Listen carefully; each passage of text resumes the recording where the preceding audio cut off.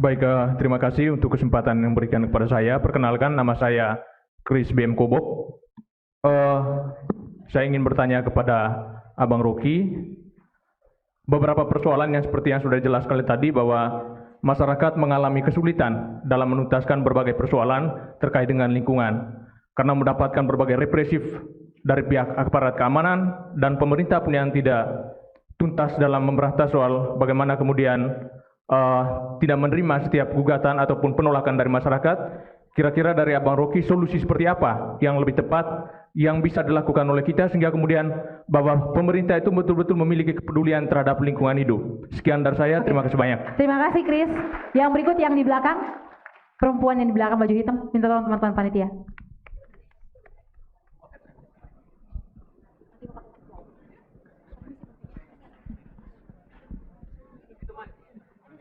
Oh iya.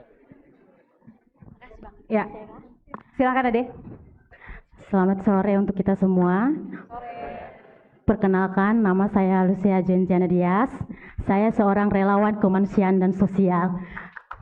Saya berterima kasih karena Bung Rocky sudah sampai di tempat ini dan menjawab setiap memberi solusi untuk setiap agenda pertanyaan-pertanyaan dari beberapa kali pertemuan dengan mahasiswa. Saya selalu mengikuti itu. Oke, dan ini secara khusus saya pertanyakan kepada Bung Rocky. Aspek tata kelola seperti apa yang dapat mencegah perluasan spasial ekologi politik di NTT yang berdampak pada perebutan hak kepemilikan atas tanah adat dan lahan-lahan masyarakat proleter oleh pemerintah. Karena secara fakta di lapangan banyak sekali lahan-lahan masyarakat adat itu direbut demi kepentingan kapitalis. Dan saya sebagai masyarakat asli Flores melihat itu, apalagi pada masyarakat Pubabu Besipai, itu kasus yang sungguh menyedihkan dan itu melanggar kedaulatan rakyat, apalagi kesejahteraan sosial dan melanggar hak untuk hidup dan hak asasi manusia. Terima kasih. Baik, terima kasih. Dengan adik siapa tadi? Nama Lucia Jenjana Dias. Oh, oke. Baik. Yang kemudian berikut yang ketiga, baju hitam tadi di sana, ya. Oh, keempat ya. Keempat, sorry. Oke, baik, terima kasih. Di sini perkenalkan, nama saya Fajar Armansur. Saya dari relawan donasi sampah Muhammadiyah. Jadi di sini saya ingin bertanya kepada Bung Rocky, bagaimana pandangan Bung Rocky mengenai negara yang mempermasalahkan masyarakatnya, yang dilihat dari proyek strategis nasional yang mengharuskan masyarakat yang sudah di situ, yang sudah menetap sudah lama, itu tuh terpaksa untuk berpindah atau bahkan diusir, digusur secara paksa itu. Mungkin cuma itu saja. Sekian dan terima kasih.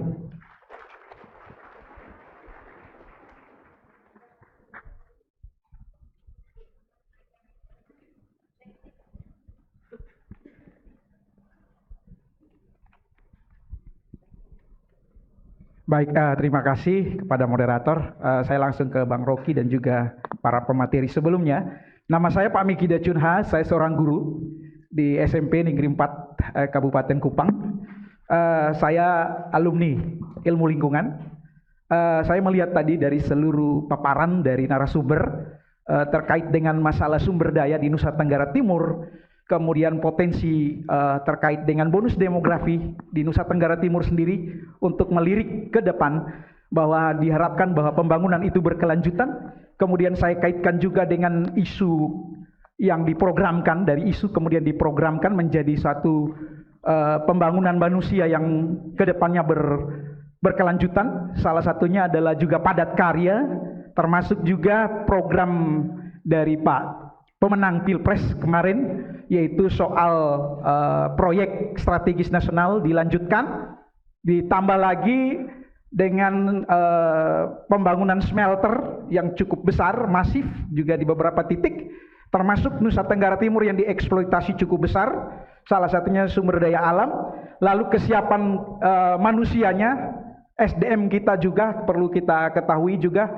masih perlu ada gerakan yang lebih masif untuk bisa mengcounter. Karena bagaimanapun Nusa Tenggara Timur ini menerima aja program strategis nasional tadi, proyek-proyek strategis. Kami disodorkan dengan pembangunan cukup besar bendungan di Nusa Tenggara Timur, tapi sampai hari ini banyak juga yang mangkrak, tidak ada kelanjutannya untuk bagaimana ekstensifikasi.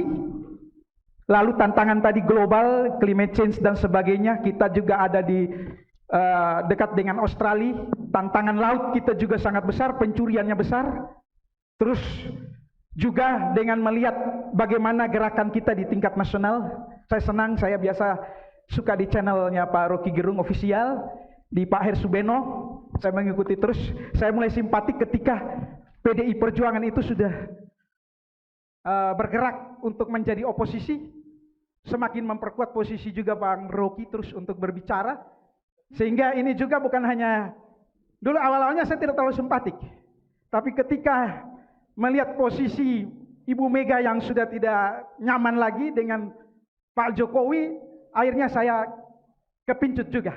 Dulu saya penggemar Cokro TV, akhirnya sudah saya melihat, oh ternyata ini makin cuci otak, akal sehat saya juga berkembang sebagai seorang guru, wah ini penting. Dan saya merasa kehadiran Bung Rocky ini makin memperkuat posisi kami sebagai guru untuk bagaimana menggerakkan semangat konservasi dari Walhi dan sebagainya, teman-teman akademis ini juga semakin memperkuat ketika ada program yang masuk ke Nusa Tenggara Timur, apalagi ini di masa transisi kepemimpinan, kita menunggu proses pilkada di Nusa Tenggara Timur. Saya tidak mau seperti pemimpin yang lalu ketika berangkat menghilangkan beban hutang bagi Nusa Tenggara Timur, masalahnya besar, dan ini tentu menjadi PR baru, pemimpin yang baru, entah mau menjual sumber dayanya, ataukah menjual tentang carrying capacity-nya. Ecological footprint kita ini sudah mengalami kerentanan. Mobilitas penduduk kita justru ada di titik atau di epicentrum daripada bencana. Baik, Kamilki, Dan langsung pada tantangan pertanyaannya. kita sebagai provinsi kepulauan ini sangat besar, Pak. Jadi saya berharap barangkali kita ada di rel yang tepat bersama Bung Rocky untuk menggerakkan bagaimana secara radikal, ekologi radikal itu untuk bukan hanya kita konser, menjaga lingkungan saja, tapi bagaimana secara radikal supaya bisa menghilangkan status pemerintah yang mengalami broker dalam pemerintahan. Terima kasih, Kamilki. Itu saja dari saya, Ya. saya kembalikan. Baik, Bung Rocky, di termi pertama ini mungkin Bung Rocky menjelaskan dulu, menjawab dulu pertanyaan dari beberapa teman-teman. Tadi ada 4 penanya, ya. Perlu saya ulangi langsung? Enggak ada yang bertanya, semuanya marah. Kemarahan, ya. Jadi konsolidasikan aja kemarahan itu. Kan ini soal mengkonsolidasikan kemarahan supaya dia tumbuh sebagai gerakan politik radikal kan. Itu intinya. Setiap kali saya acara buruh saya pidato di situ segala macam tuh. Mahasiswa saya ikut. Jadi perkuat gerakan, intinya cuma itu, atau Anda nyalek. Kan cuma itu penyelesaiannya kan. Jadi kalau semua yang Anda ucapkan itu saya sudah tahu semuanya itu. Tapi justru saya mau dengar apa yang sudah Anda kerjakan di lokal Anda. Anda tanya ke saya, bikin apa? Ngapain saya jawab orang yang belum mulai itu? Oke. Itu soalnya tuh. Jadi jangan keluh kesahkan ke saya. Secara paradigmatik saya tahu tuh, bahwa semua ini terjadi karena pencurian sumber daya alam, pencurian APBN segala macam. Jadi apa yang mesti saya lakukan? Jangan mencuri. Jangan sekali-sekali mencuri. Itu soalnya.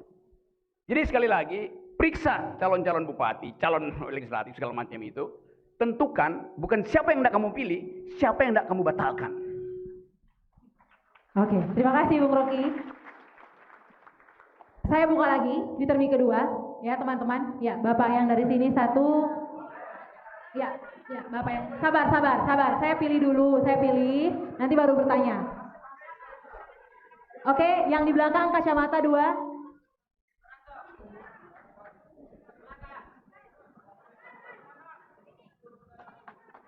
Oke, yang di belakang angkat tangan ya. 3, ya benar 3.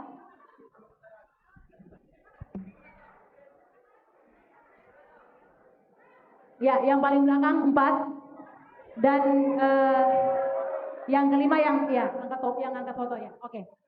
Akan ada termi lagi setelah ini teman-teman. Jadi tenang. Saya akan kasih kesempatan sebanyak-banyaknya.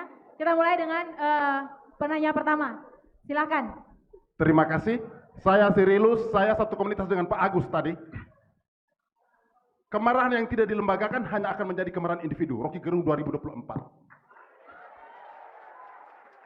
Bagaimana melembagakan kemarahan itu agar bisa menjadi api yang membakar tirani yang tadi negara atau disebut broker? Itu pertanyaan pertama, Bung Rocky. Yang kedua, mantan Gubernur Victor Blasquart pernah berkata, di belakang megahnya rumah ibadah berdirilah rumah-rumah umat yang kumuh. Saya minta tanggapan dari seorang tokoh agama yang hari yang kita tahu bahwa punya 6 agama ya, Bung Rocky. Minta tanggapannya tentang kalimat itu. Di belakang megahnya rumah ibadah berdirilah rumah-rumah kumuh. Bagaimana tanggapan Rocky Gerung sebagai tokoh segala umat? Terima kasih. Oke, terima kasih Bapak Kamilus. Saya ke penanya kedua tadi. Penanya kedua tadi ya di sana yang kacamata.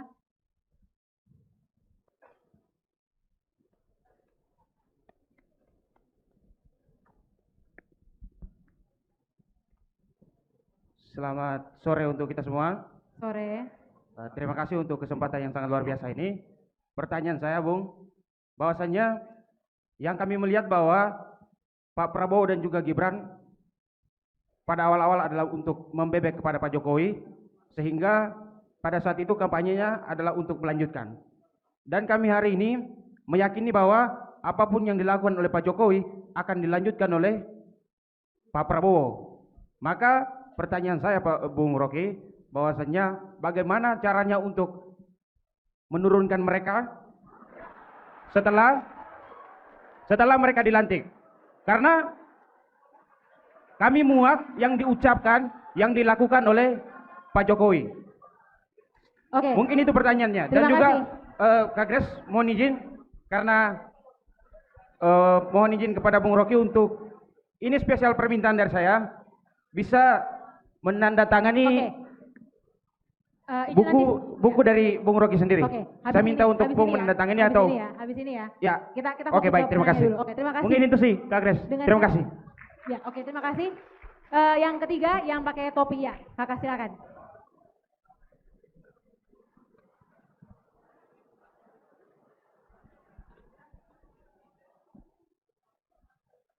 Mike, minta tolong teman-teman.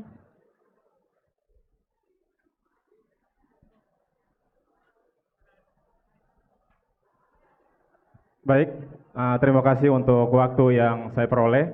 Perkenalkan, nama saya Rali Mukti Bistolen dari komunitas adat KP Budaya Helong yang ada di Kelurahan Kolhua. Tadi Bung Rocky sudah menjelaskan terkait dengan pembangunan strategi nasional, di mana pemerintah sekarang menyediakan lahan kurang lebih 20 hektar untuk pembangunan sawah dan 20 titik untuk pembangunan bendungan. Nah, bicara tentang Nusa Tenggara Timur, ada 7 bendungan yang akan dibangun dan sudah dibangun. Dan salah satu bendungan yang menjadi prioritas atau program strategi nasional yaitu bendungan Kolhua, yang saat ini juga masih dicanangkan oleh pemerintah untuk tetap dibangun. Tetapi ada perlawanan dari masyarakat adat Helong yang menjadi masyarakat asli Kota Kupang yang sudah dilakukan pada tahun 1993 sampai dengan saat ini. Yaitu masyarakat dengan melakukan konsolidasi untuk melakukan perlawanan terhadap kebijakan pemerintah yang sebenarnya menurut kami masyarakat adat, pembangunan itu akan menghilangkan budaya ataupun ekosistem yang ada di Kelurahan Kolhua yang ada di masyarakat Helong. Menurut Bung Rocky, apakah sikap dari kami masyarakat adat ini apakah dikategorikan melawan kebijakan negara ataupun seperti apa? Kami minta pandangan dari Bung Rocky selaku pemateri pada siang hari. Terima kasih. Oke, terima kasih Kak Rali. Selanjutnya tadi yang di sini yang angkat ya, silakan teman-teman panitia minta bantuan yang pegang itu tadi. Itu ya mic-nya.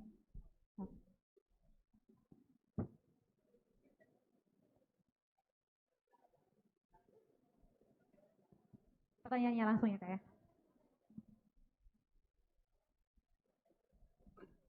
Baik, terima kasih atas kesempatan diberikan. Perkenalkan, nama saya Son Lena dari Sabu Rejoa. Saya tidak ada pertanyaan Bung Rocky, tapi saya merasa apa yang akan disampaikan Bung Rocky di sini bisa didengar oleh pemerintah Kabupaten Saburajua, khususnya di kecamatan saya, Kecamatan Rajua, yang saya lihat di sana ada banyak dampak ekologi yang rusak dari kebijakan pemerintah seperti pembangunan waduk kecil yang tidak berpihak pada masyarakat, yang membuat masyarakat susah begitu. Dan airnya di sana itu tidak bisa ditampung bertahan lama, sehingga itu hanya merusak lahan dan tidak membuahkan hasil atau tidak memunculkan solusi bagi keresahan masyarakat di sana terhadap kekeringan air. Saya adalah seorang seniman muda dan saya yakin dan percaya bahwa karya saya ini akan bisa diterima oleh Bung Rocky sebagai perjumpaan yang baik. Terima kasih. Oke, terima kasih Kak.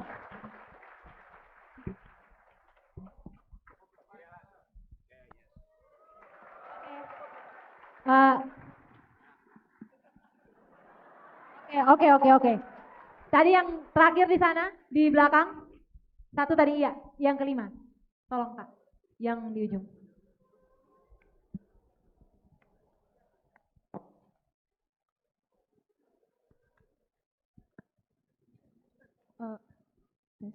Baik, terima kasih atas waktu dan kesempatan yang diberikan. Nama saya Jessica Maharani Baluk, saya dari Universitas Nusa Cendana. Saya prodi FST Matematika semester 6. Prodi apa? Fakultas Sains dan Teknik, prodi Matematika semester 6. Matematik ya. Pertanyaan dari saya melanjutkan dari tadi yang sudah Bung Rocky sampaikan.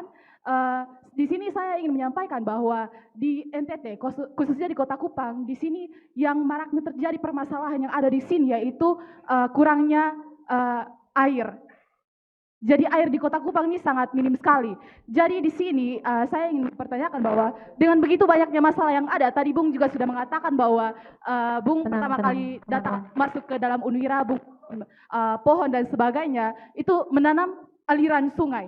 Nah, di sini saya ingin bertanya bahwa bagaimana kita bisa menjalankan program pemerintah dengan berjalan sama-sama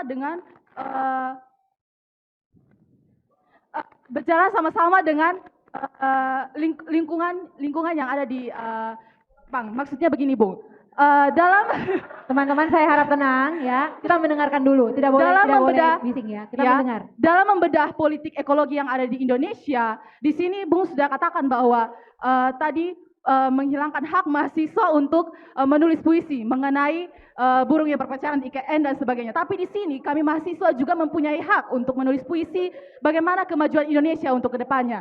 Nah, di sini saya ingin bertanya bahwa bagaimana membedakan ciri-ciri pemerintah yang mereka itu membangun Indonesia, mementingkan masyarakat atau mementingkan golongan pribadi sendiri. Itu mungkin pertanyaan sederhana dari saya. Terima kasih. Baik, terima kasih Jessica. Oke, teman-teman, di termi kedua ini, Bang Rocky ada yang bertanya, ada juga yang kesal begitu ya, ada yang yang kemudian melihat situasi bagaimana PSN yang hari ini masif di NTT, ada 9 PSN untuk bendungan dan 7 sudah dibangun, Bang. Ya, yang akan dibangun satu tadi juga yang dari Kolhua itu juga menjadi concern pemerintah Kota Kupang hari ini untuk apakah akan dibangun atau seperti apa. Nah, menurut Bang Rocky, tadi 5 penanya itu mungkin bisa dijelaskan, bisa menjelaskan ya bagaimana kemudian kita membangun atau menggerakkan barisan perlawanan terhadap apa yang hari ini sudah terjadi. Gitu. Silakan Bang Rocky. Oke, saya cari akal dulu ya. Pak Agus mana tadi Pak Agus? Pak Agus. Coba kasih mic dulu pada Pak Agus. Udah pulang? Oke. Saya mau tanya ke Pak Agus, lebih pantas foto siapa yang taruh di atas? Itu atau ini?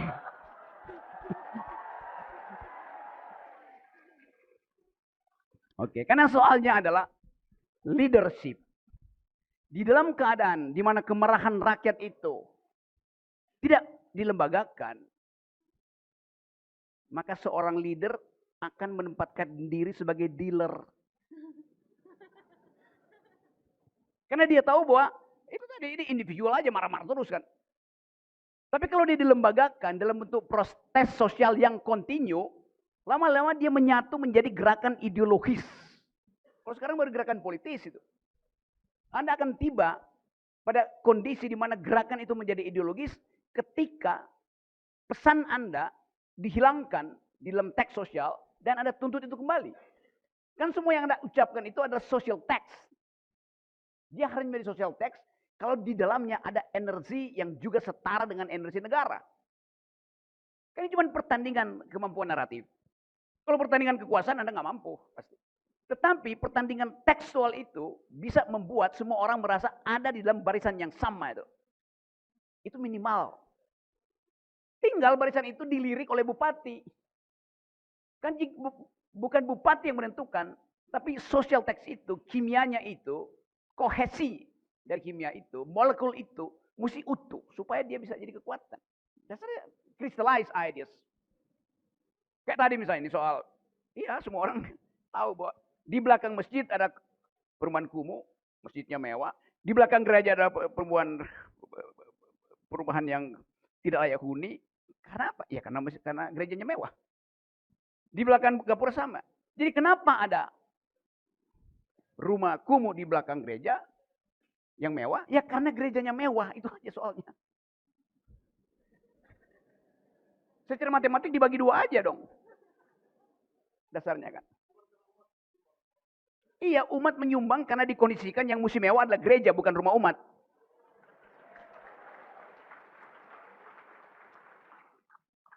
Jadi bikin proposal buat gereja, ubah teologinya. Jadi theology of liberation.